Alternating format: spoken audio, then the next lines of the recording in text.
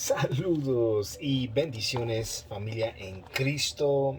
Es un gusto poder estar nuevamente con ustedes. Ya tenía un buen tiempo que no hacía yo un video, entonces les pido disculpas por eso. Pero bueno, estamos de nuevo continuando nuestra serie en Apocalipsis y hoy nos toca hablar sobre la iglesia de Tiatira, una iglesia que llegó a ser muy activo, abundaban en buenas obras, abundaban en amor, abundaban en paciencia, pero también, y esto es lo que Jesús tuvo que llamarles la atención, era que toleraban el pecado.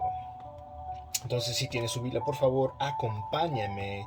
Estamos nosotros en el capítulo 2, versículo 18, y vamos a ver lo que la palabra del Señor nos dice en esta hora. Entonces, vamos a dar inicio. Versículo 18, mira lo que dice. Y escribe al ángel de la iglesia en Tiatira, el Hijo de Dios, que tiene ojos como llama de fuego y cuyos pies son semejantes al bronce bruñido, dice esto. Ahora, la ubicación de la ciudad de Tiatira estaba entre las ciudades de Pérgamo y Sardis.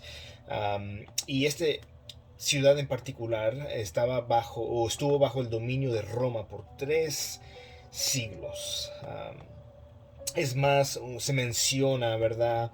En Hechos 16, cuando Lidia, una mujer prominente, que tenía un negocio de púrpura, ella llegó a los pies del Señor Jesús a través del ministerio, la proclamación del Evangelio por medio del apóstol Pablo. Esto se nos menciona en Hechos, capítulo 16.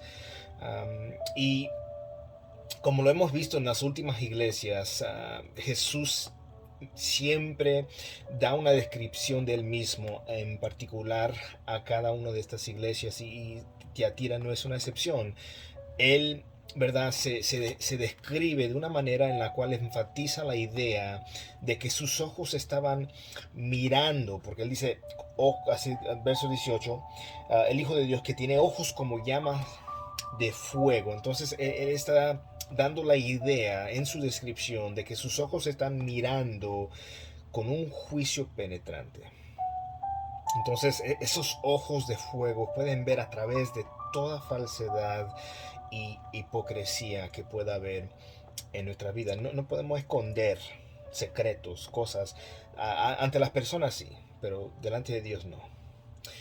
Y aparte de eso menciona que sus pies son como bronce bruñido, que en otras palabras está para aplastar a todo aquel que es enemigo de la verdad, a todo aquel, ¿verdad?, que abrace el pecado. Entonces, esto como que nos prepara a ti y a mí como lectores, los que estamos estudiando y leyendo esta porción, para el tono severo que se está aproximando, y vamos a verlo en el versículo 20. Pero mira lo que dice el versículo 19.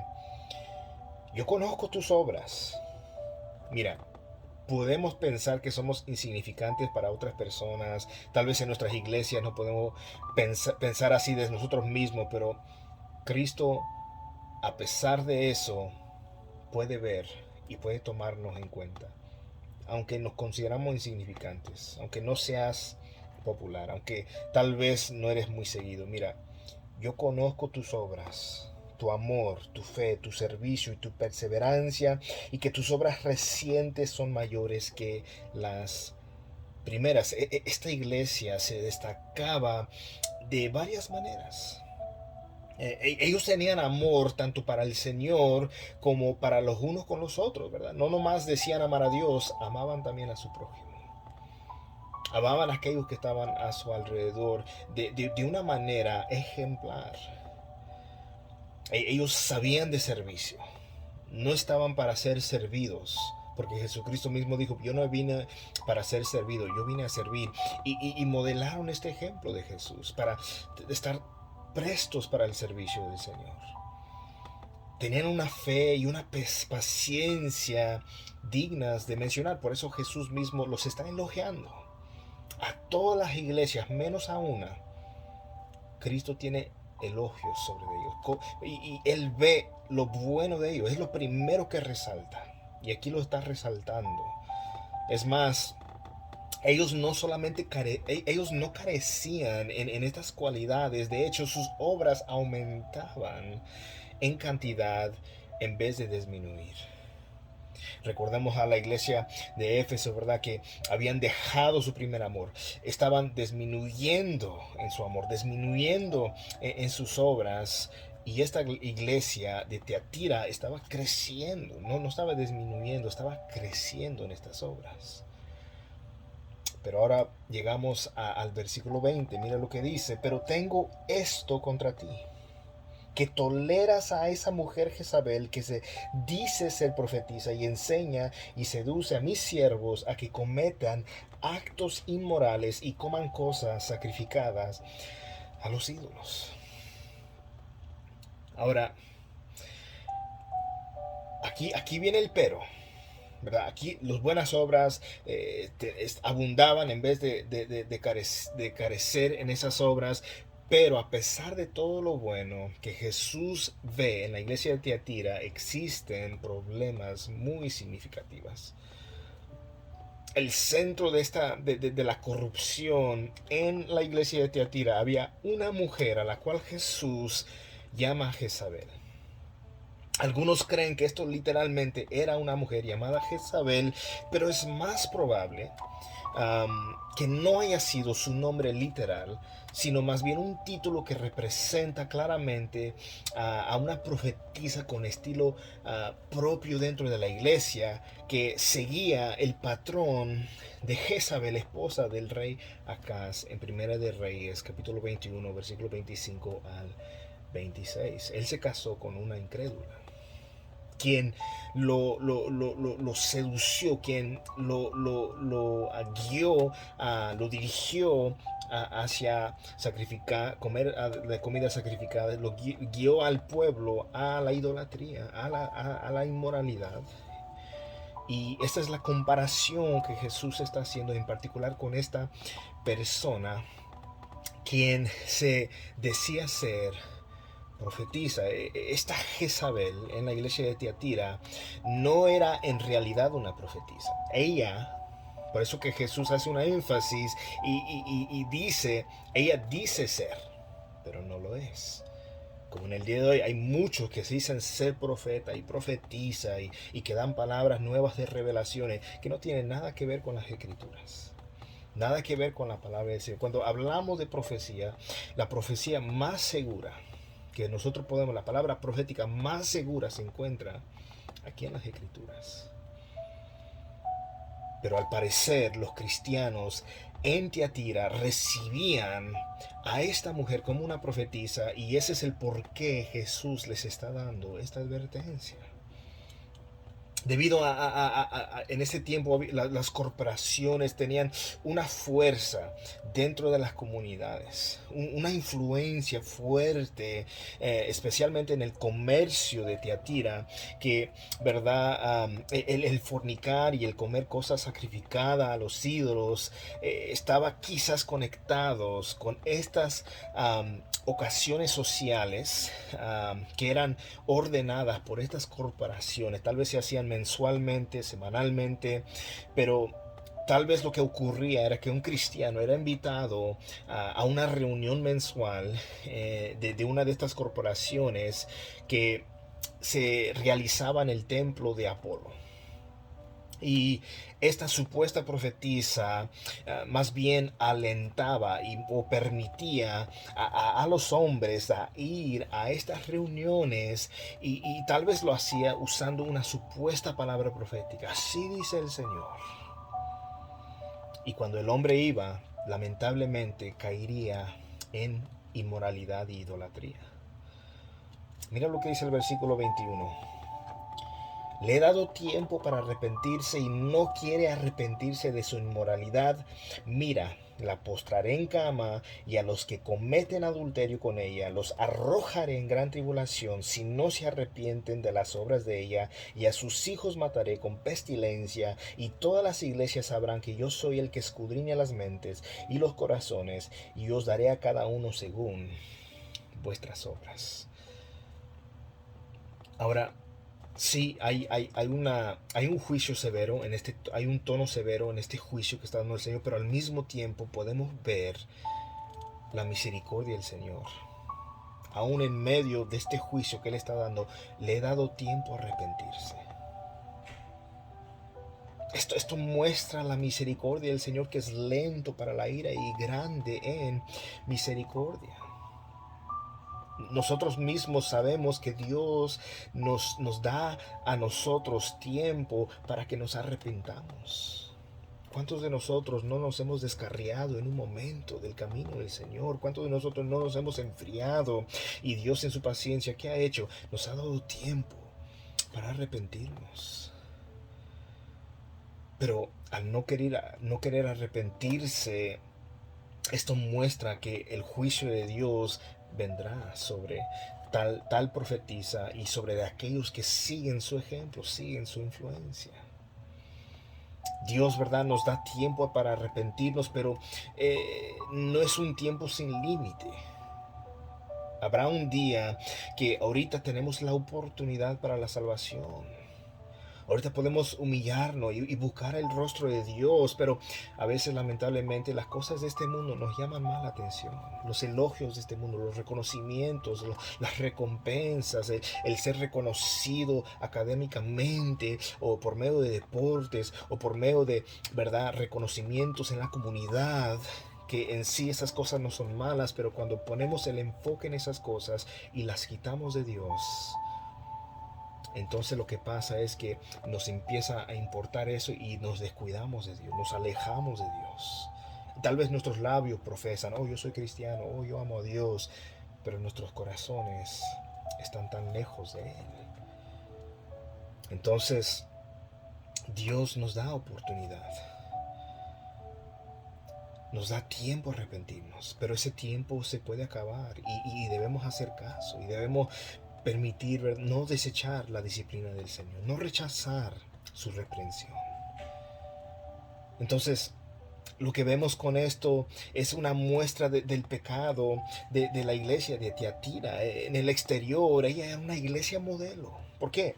Tenía muchas obras, era muy ejemplar en el amor, ejemplar en el servicio, ejemplar en la perseverancia. Pero aún así había una corrupción significativa dentro de la iglesia y el pecado de la iglesia era que ellos estaban tolerando esta corrupción. No estaban diciendo nada, oh, para que no pierda yo esta amistad con mi hermano, para que no se enojen conmigo, para que no se vayan. Eso no es amor.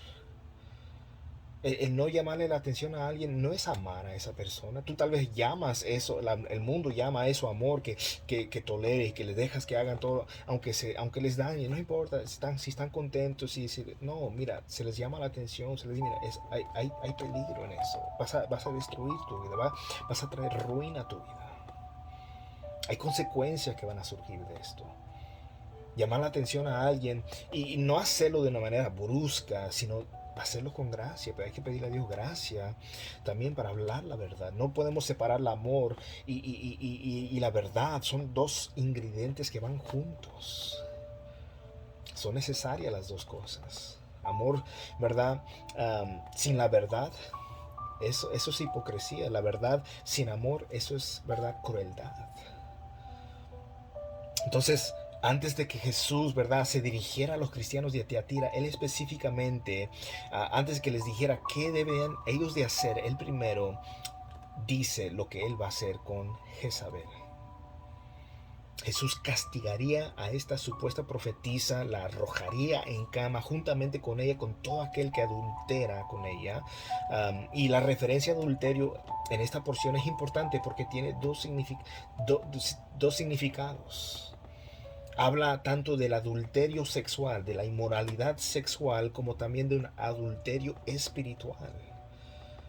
Cuando estos cristianos, ¿verdad?, pueden decir, pero no, yo soy fiel a mi esposa, yo no estoy cometiendo, yo no estoy siguiendo el ejemplo de la inmoralidad que hacen en las reuniones, pero estaban ellos honrando a otros dioses. Y por lo tanto siendo infieles con el Señor quien los salvó a ellos. Mira lo que dice el versículo 24. Pero a vosotros, a los demás que están en Tiatira, a cuantos no tienen esta doctrina, que no han conocido las cosas profundas de Satanás, como las llaman, os digo, no os impongo otra carga. Pero mira lo que dice el versículo 25. No obstante, lo que tenéis, retenedlo hasta que yo venga. Había muchos fieles en Tiatira, cristianos sin compromisos en Tiatira. Ellos estaban comprometidos con el Señor. No se dejaron arrastrar por las olas de la inmoralidad, por la idolatría, pero a ellos Jesús simplemente les dice, retened eso, manténganse en eso. No deben de detenerse de hacer lo que es bueno, aunque el mundo lo llama malo. Y hoy en día lo vemos, las cosas buenas, hoy en día el mundo lo está diciendo, esas son cosas malas. Amar a Dios, ir a la iglesia, querer honrar a Dios y su palabra es considerado intolerante, retrógrado.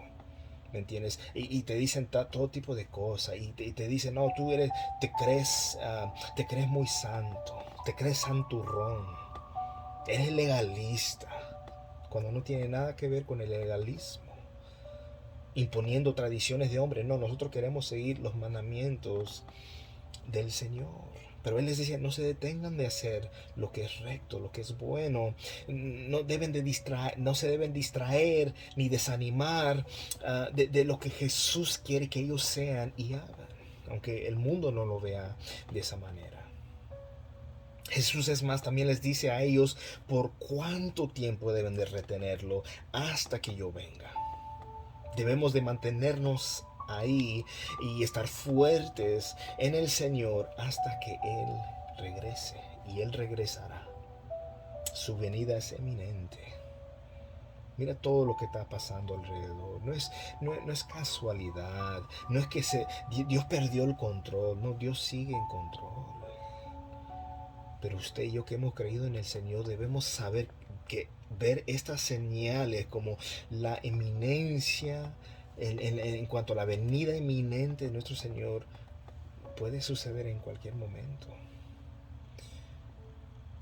Porque hasta que Él venga, nuestra batalla no se va a terminar. Cuando Él venga por nosotros, ahí terminará nuestra lucha con el pecado.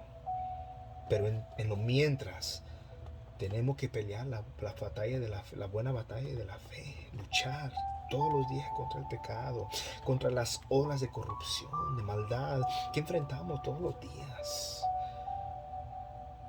Si algo debemos de aprender de esto es que no queremos ser una iglesia que tolera el pecado, o sea, las ideologías que abrazan. Hoy en día iglesias están abrazando ideologías que son contrarias a la Biblia solo por quedar bien con el mundo, pero el que se hace amigo del mundo se constituye enemigo de Dios. ¿De qué sirve que el mundo te aplaude, pero un día estar delante de Dios y Él diga, apartaos de mí, no te conozco? Pero Señor, yo era miembro de la iglesia tal, yo tenía tal posesión, yo era maestro de escuela dominical, yo era pastor, yo era ministro. Yo no te conozco. Échanos, lánzanos al lago del fuego, a este hacedor de maldad. No podemos llamarle nuestro Señor si no estamos dispuestos a hacer lo que Él pide de nosotros. Porque Él dice, ¿por qué me llamas Señor, Señor y no haces lo que yo te digo? Solo por quedar bien con el mundo, solo para quedar bien con la cultura. Debemos estar dispuestos a luchar por la verdad y pararnos firmes por la verdad, no importa el costo. No importa lo que nos hagan, no importa lo que nos digan. Y va a haber un precio a esto, mis amados. Ya estamos viendo esto en partes del mundo, en Europa, personas yendo a la cárcel por proclamar el Evangelio. En Canadá, personas yendo a la cárcel por simplemente hacer un servicio, aunque se les ha prohibido, aunque otras religiones pueden tener sus servicios, aunque los ministros, los líderes se pueden reunir libremente. Ellos tienen mira, haz lo que yo digo y no lo que yo hago.